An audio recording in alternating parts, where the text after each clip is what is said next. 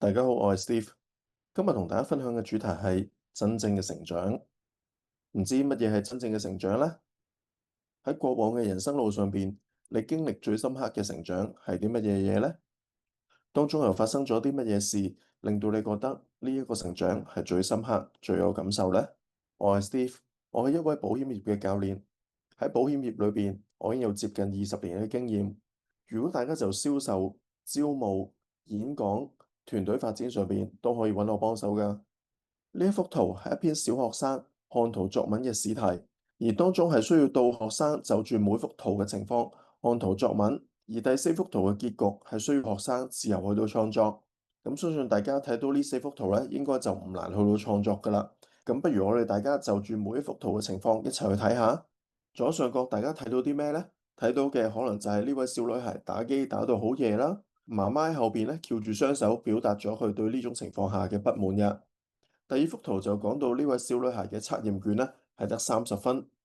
第三幅圖咧就係講呢位小女孩發奮向上，努力去到溫習㗎。咁而最後呢幅圖咧就係大家自由創作嘅。咁而學生需要喺作文裏邊攞高分數，除咗喺第一、第二、第三格裏邊描述得到圖畫上面嘅情況之外，就需要帶出最後嘅結局啦。同時之間需要講到咧喺呢幅圖裏邊咧得出整體嘅一個反思，譬如話咧我哋要努力向上啦，發奮圖強啦，我哋要減少打機啦等等嘅情況㗎。咁而同今日嘅主題真正嘅成長有啲咩關係呢？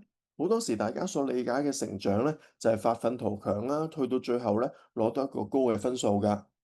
咁但係講真啦，究竟大家嘅工作啦，做銷售上邊咧，是否真係咁容易？我哋透過一個低分數啦，跟住發奮圖強啦，繼而去到最後咧攞到一個高嘅分數咧？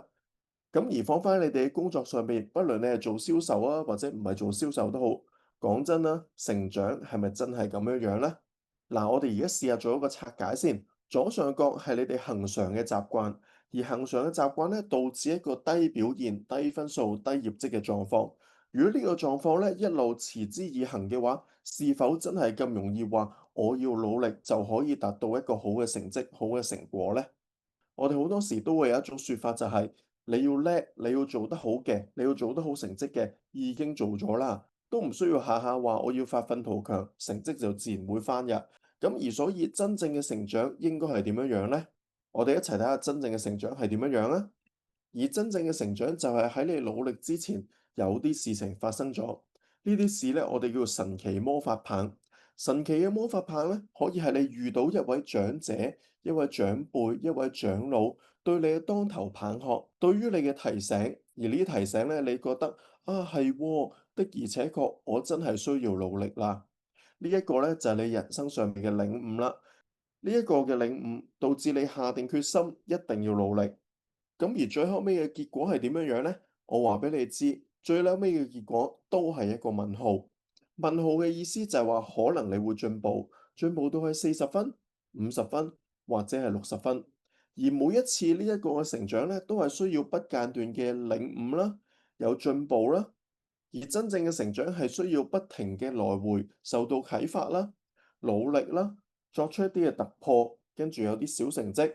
繼續嚟自唔同嘅領悟，再次努力，再次嘅突破，再次有唔同嘅成績，去到最尾可能係40分、50分、60分，而去到最尾咧就係90分。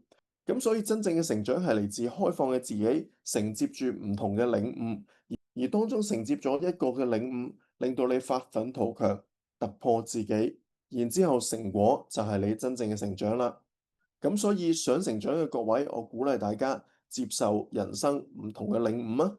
如果你喺銷售、招募、領導力上邊遇到一啲瓶頸，不妨你嚟揾我，希望我可以幫助得到你突破成長啊！